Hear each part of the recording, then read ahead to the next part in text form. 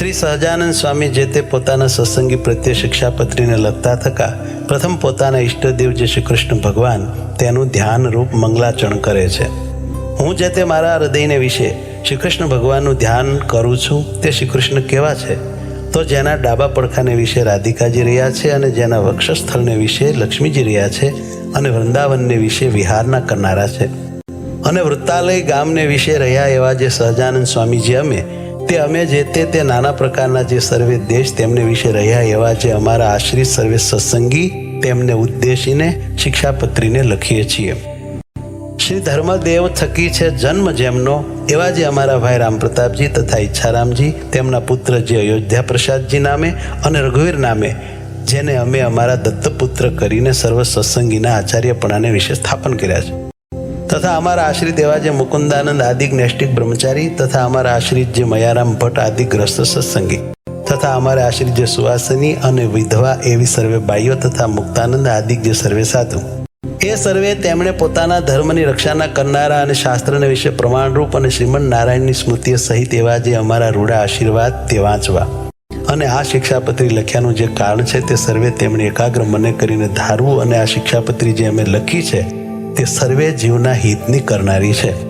અને શ્રીમદ ભાગવત પુરાણ આદિક જે સત્શાસ્ત્ર તેમણે જીવના કલ્યાણને અર્થે પ્રતિપાદન કર્યા એવા જે અહિંસા આદિક સદાચાર તેમને જે મનુષ્ય પાળે છે તે મનુષ્ય જે તે આલોક ને પરલોકને વિશે મહાસુખિયા થાય છે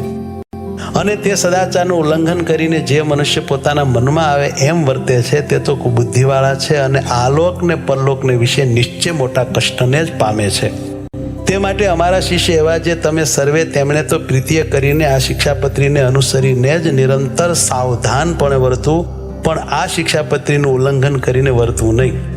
હવે તે વર્ત્યાની રીત કહીએ છીએ જે અમારા જે સર્વે સત્સંગી તેમણે કોઈ જીવ પ્રાણી માત્રની પણ હિંસા ન કરવી અને જાણીને તો ઝીણા એવા જૂ માકડ ચાંચડ આદિક જીવ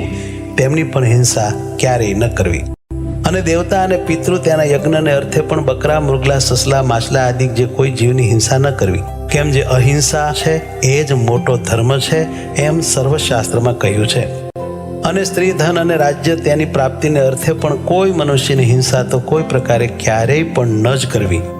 અને આત્મઘાત તો તીર્થને વિશે પણ ન કરવો ને ક્રોધે કરીને ન કરવો અને ક્યારેય કોઈક અયોગ્ય આચરણ થઈ જાય તે થકી મુજાઈને પણ આત્મઘાત ન કરવો અને ઝેર ખાઈને તથા ગળે ટૂંપો ખાઈને તથા કૂએ પડીને તથા પર્વત ઉપરથી પડીને ઇત્યાદિ કોઈ રીતે પણ આત્મઘાત ન કરવો અને જે માંસ છે તે તો યજ્ઞનું શેષ હોય તો પણ આપતકાળમાં પણ ક્યારેય ન ખાવું અને 3 પ્રકારની સુરા અને 11 પ્રકારનું મદ્ય તે દેવતાનું નૈવેદ્ય હોય તો પણ ન પીવું અને ક્યારેક પોતા વતે કાંઈક અયોગ્ય આચરણ થઈ ગયું હોય અથવા કોઈ બીજા વતે અયોગ્ય આચરણ થઈ ગયું હોય તો શસ્ત્રાદિકે કરીને પોતાના અંગનું તથા બીજાના અંગનું છેદન ન કરવું અથવા ક્રોધે કરીને પણ પોતાના અંગનું તથા બીજાના અંગનું છેદન ન કરવું અને ધર્મ કરવાને અર્થે પણ અમારા સત્સંગી કોઈએ ચોરનું કર્મ ન કરવું ધણિયાતું જે કાષ્ટ પુષ્પ આદિક વસ્તુ તે તેના ધણીની આજ્ઞા વિના ન લેવી અને અમારા આશ્રિત જે પુરુષ તથા સ્ત્રીઓ તેમણે વ્યભિચાર ન કરવો અને જુગઠું આદિક જે વ્યસન તેનો ત્યાગ કરવો અને ભાંગ મફર માજમ ગાંજો એ આદિક જે કેપ કરનારી વસ્તુ તે ખાવી નહીં અને પીવી પણ નહીં અને જેના હાથનું રાંધેલ અન્ન તથા જેના પાત્રનું જળ તે ખપતું ન હોય તેણે રાંધેલ અન્ન તથા તેના પાત્રનું જળ તે શ્રી કૃષ્ણ ભગવાનની પ્રસાદી ચરણામૃતના મહાત્મ્ય કરીને પણ જગન્નાથપુરી વિના અન્ય સ્થાનકને વિશે ગ્રહણ ન કરવું અને જગન્નાથપુરીને વિશે જગન્નાથજીનો પ્રસાદ લેવાય તેનો દોષ નથી અને પોતાના સ્વાર્થની સિદ્ધિને અર્થે પણ કોઈને વિશે મિથ્યા અપવાદ આરોપણ ન કરવો અને કોઈને ગાળ તો ક્યારેય ન દેવી અને દેવતા તીર્થ બ્રાહ્મણ પતિવ્રતા સાધુ વેદ એમની નિંદા ક્યારેય ન કરવી અને ન સાંભળવી અને જે દેવતાને સુરા અને માંસનું નૈવેદ્ય થતું હોય અને વળી જે દેવતાની આગળ બકરા આદિક જીવની હિંસા થતી હોય તે દેવતાનું નૈવેદ્ય ન ખાવું અને માર્ગને વિશે ચાલતા શિવાલય આદિક જે દેવ મંદિર આવે તેને જોઈને તેને નમસ્કાર કરવા આદર થકી તે દેવનું દર્શન કરવું પોતપોતાના વર્ણાશ્રમનો જે ધર્મ તે કોઈ સત્સંગીએ ત્યાગ ન કરવો પરધર્મનું આચરણ ન કરવું પાખંડ ધર્મનું આચરણ ન કરવું તથા કલ્પિત ધર્મનું આચરણ ન કરવું જેના વચનને સાંભળવે કરીને શ્રી કૃષ્ણ ભગવાનની ભક્તિ ને પોતાનો ધર્મ એ બે થકી પડી જવાય તેના મુખ થકી ભગવાનની કથા વાર્તા ન સાંભળવી જે સત્ય વચન બોલવે કરીને પોતાનો દ્રોહ થાય તથા પારિકો દ્રોહ થાય એવું જે સત્ય વચન તે ક્યારેય ન બોલવું જે કૃતજ્ઞ હોય તેના સંગનો ત્યાગ કરવો, વ્યવહાર કાર્યને વિશે કોઈની લાંચ ન લેવી. ચોર, પાપી, વ્યસની, પાખંડી, કામી તથા કિમિયા આદિ ક્રિયાએ કરીને જનનો ઠગનારો એ 6 પ્રકારના મનુષ્ય, તેમનો સંગ ન કરવો. જે મનુષ્ય ભક્તિનું અથવા જ્ઞાનનું આલંબન કરીને સ્ત્રી, દ્રવ્ય અને રસાસ્વાદ તેને વિશે અતિશય લોલુપ થકા પાપને વિશે પ્રવર્તતા હોય તેવા મનુષ્યનો સમાગમ ન કરવો. જે શાસ્ત્રને વિશે શ્રી કૃષ્ણ ભગવાન તથા શ્રી કૃષ્ણ ભગવાનના જે વારાહાદિક અવતાર તેમનું યુક્તિએ કરીને ખંડન કર્યું હોય એવા જે શાસ્ત્ર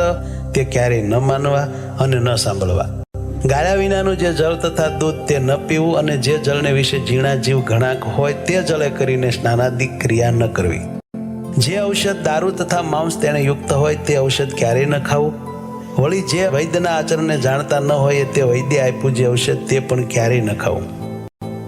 અને લોક અને શાસ્ત્ર તેમણે મળમૂત્ર કરવાને અર્થે વર્જ્યા એવા સ્થાનક જે જીર્ણ, દેવાલય તથા નદી તળાવના આરા તથા માર્ગ તથા વાવેલું ખેતર તથા વૃક્ષની છાયા તથા ફૂલવાડી બગીચા એ આદિક જે સ્થાનક તેમને વિશે ક્યારેય પણ